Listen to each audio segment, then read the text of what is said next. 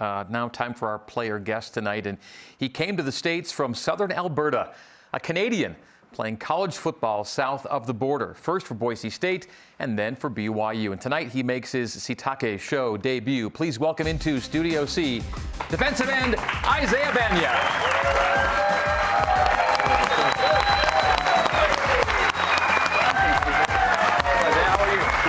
Thanks for being here. Thank you. Ready? You look good with the layout. Yeah, I appreciate you, man.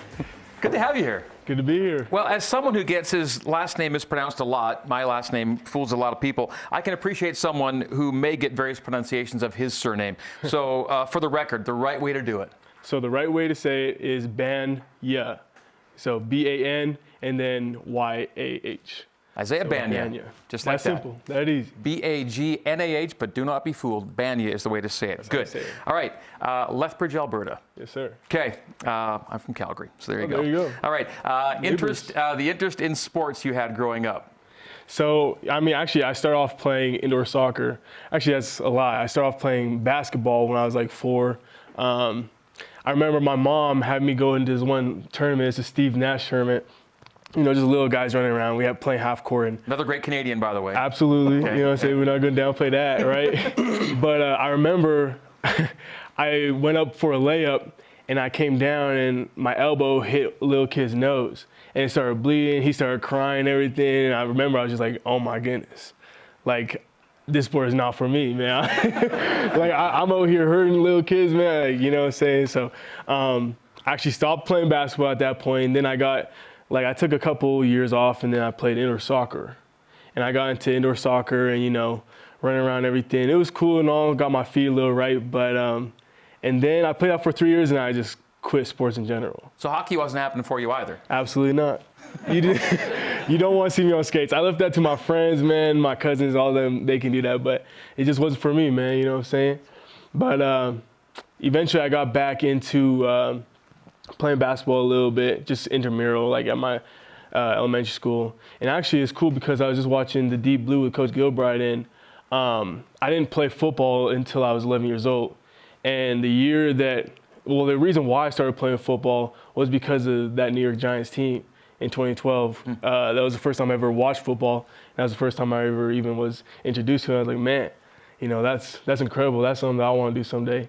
And then next thing you know, my mom has me signed up for the next season. You know, the rest is history. You know, so that's pretty much my upbringing. You know, I throughout like middle school and high school, I got back in basketball. In fact, I was actually looking to play basketball post high school.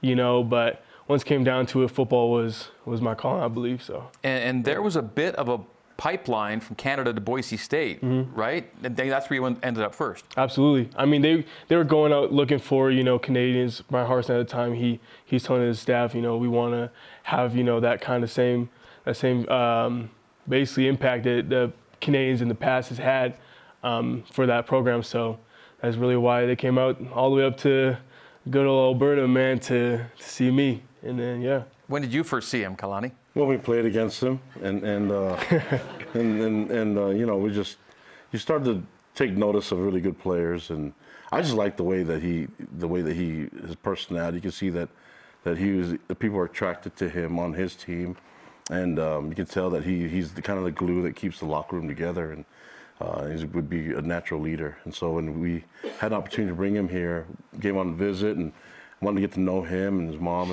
and his history and his background.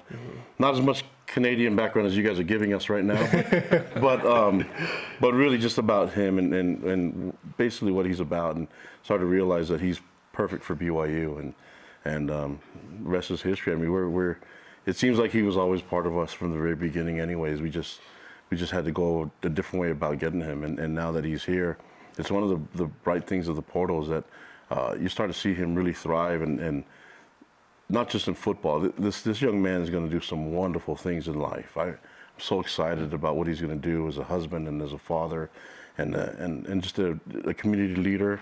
You know, and he's going to do some wonderful things, and he's going to lead wonderful people and help change the world. And I'm really lucky to be his coach. You weren't the only Bronco to come down here. Coach Papinga, Will Farron. Yep. Yeah, so, and you just maybe a little bit about that, the fact that you came down with some friendly faces at the same time. I mean, it was, especially going to a new environment, a new program, it was cool to have just kind of like that little bit of, familiarity that I have come with me. Will, me and him have been close ever since he first got to Boise, you know what I'm saying? So that was really cool. And then, K-Pop, he was somebody I've always respected. He's somebody I always wanted to be coached by. And when I had the opportunity to be coached by him again, I had to take it. I just love that guy. He does such a great job as, being a leader in our position room, being a leader, honestly, on the team, in the whole program. I feel like a lot of guys look to him for a lot of insight and a lot of direction, and he's done a great job so far, and somebody I look up to. A quick thought from you before the break. We got to go to break, but it's your second year at BYU. It's your last go-round. My last. You're 5-0. You got Fox College, big noon kickoff coming in. The hype is really high. Your thoughts about being part of an undefeated ranked football team right now? I mean, it's awesome, of course, right? We spent a lot of time and put forth a lot of effort this off season, and we had a goal and a mindset from the jump, and this was a part of our plan, was to be successful this season and to really go out and play the type of football that we were meant to play.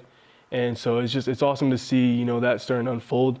But at the same time, it's 1-0 every week, right? Right. You just got to be focused and keep working hard, man. The rest will show. All right, we're spending time with Isaiah Bagnah. We'll continue our conversation coming up. We'll also be playing a game we call Drip or Drown with Isaiah Bagnah. Yeah. When BYU football with Kalani Sitake continues.